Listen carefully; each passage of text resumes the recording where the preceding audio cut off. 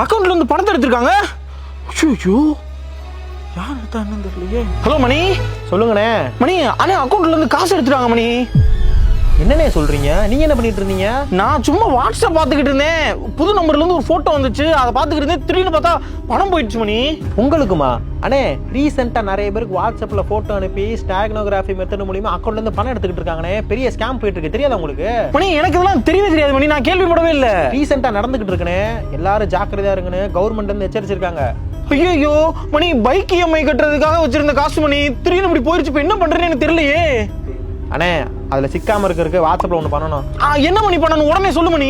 சரி இருங்க, நான் நேரில் வந்து சொல்றேன். வா வா, நீ சீக்கிரம் கிளம்பி வா. மணி மணி மணி எப்படி நடந்துச்சு மணி? இப்பதான் மணி வாட்ஸ்அப்ல ஒரு போட்டோ வந்துச்சு, அதை தொட்டு பணம் போயிருச்சு. நீ வேற ஏதோ வாட்ஸ்அப் ஸ்கேம்லாம் நடக்குது, நிறைய பேர் பணத்துல இழந்துட்டாங்கன்னு சொல்ற. ஆமாண்ணே, ரீசெண்டா கூட மத்திய பிரதேச சேர்ந்த பிரதீப் ஜெயின் அப்படிங்கிற 28 வயசு பையன், அவருக்கு வாட்ஸ்அப்ல போட்டோ வந்திருக்கு. அவரும் டவுன்லோட் பண்ணிருக்காரு. டவுன்லோட் பண்ண அடுத்த நிமிஷத்துலயே அவரோட போனை ஹேக் பண்ணி ஸ்டாக்னோகிராஃபி மெத்தட் ஒன்று சொன்னேன்ல, அது மூலியமா போனை ஹேக் பண்ணி டேட்டா கலெக்ட் பண்ணி அவரோட கனரா பேங்க் அக்கௌண்ட்ல இருந்து 2,05,000 ரூபாய் எடுத்துட்டாங்கண்ணே. 2 லட்சமா?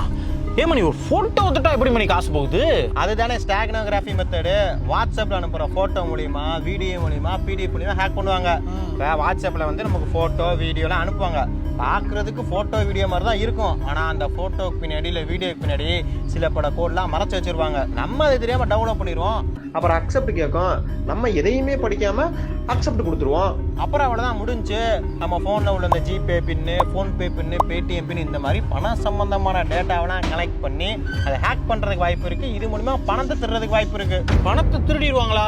மணி அந்த போட்டோவை நானே டவுன்லோட் பண்ணல மணி, ஆட்டோமேட்டிக்கா அதுவாவே டவுன்லோட் ஆயிருச்சு. நான் பார்க்க மட்டும் தான் செஞ்சேன். போனை கொடுங்க பாப்போம். இந்தா.